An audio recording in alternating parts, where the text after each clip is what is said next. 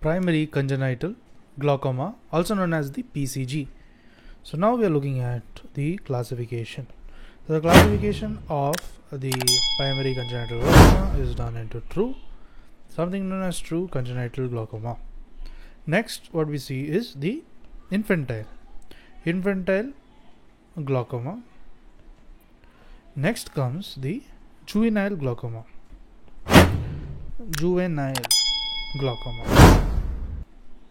So now just going a brief about all the categories. So in case of true congenital glaucoma, shortly known as the TCG. So here there is a intraocular pressure.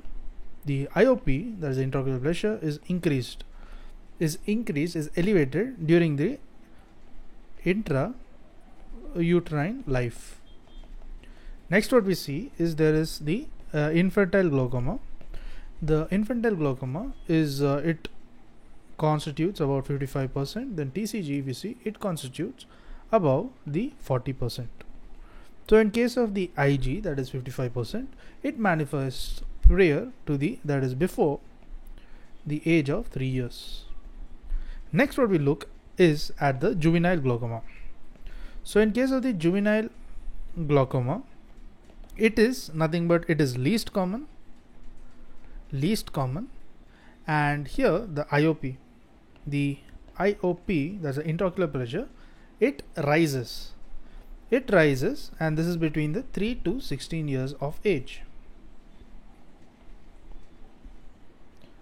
Next what we look at is the diagnosis aspect. So looking at diagnosis, there is presence of the corneal haze. Corneal haze is present. So what is corneal haze? This is due to the diffuse edema.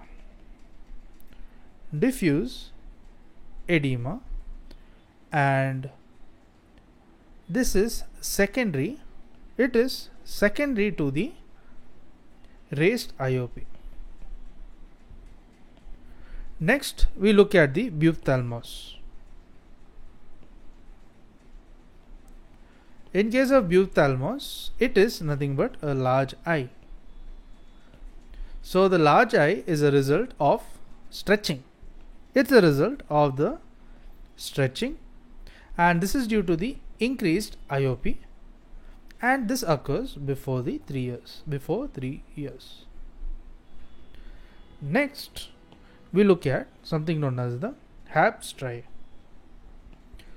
This HAAB striae.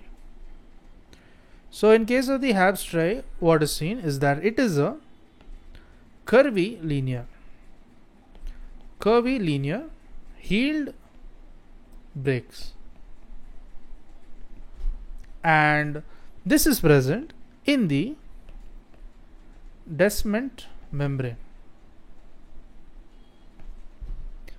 It is nothing but a curvilinear healed breaks in the Descemet membrane. Next, there is something known as a corneal scarring, and there is also evaluation under the GA, general anesthesia. This is what you say is generally required. And next, there is also the sevoflurane. If you see the sevoflurane, what it does is it lowers the IOP, to levels lower than those achieved with other agents. So sevoflurane is proved to be effective. Next, we have spoken about the classification of PCG. We have spoken about the diagnosis. Just to recap, we spoke about the corneal haze, the buphthalmos, the HAB striae, and the evaluation under the general anesthesia is required, and sevoflurane, about the usage we have seen. Next, we are going to look at the treatment. So treatment, there is the management. It is basically surgical. Next, there is also something, this goniotomy. Then there is also the trabeculotomy, and there are other procedures where the angle surgery fails and includes the trabeculotomy. When angle surgery fails,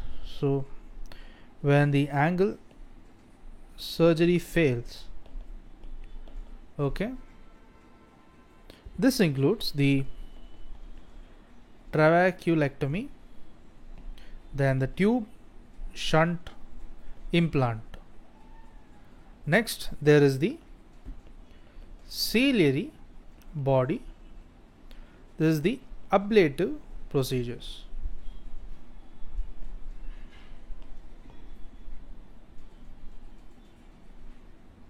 Next, we look at the,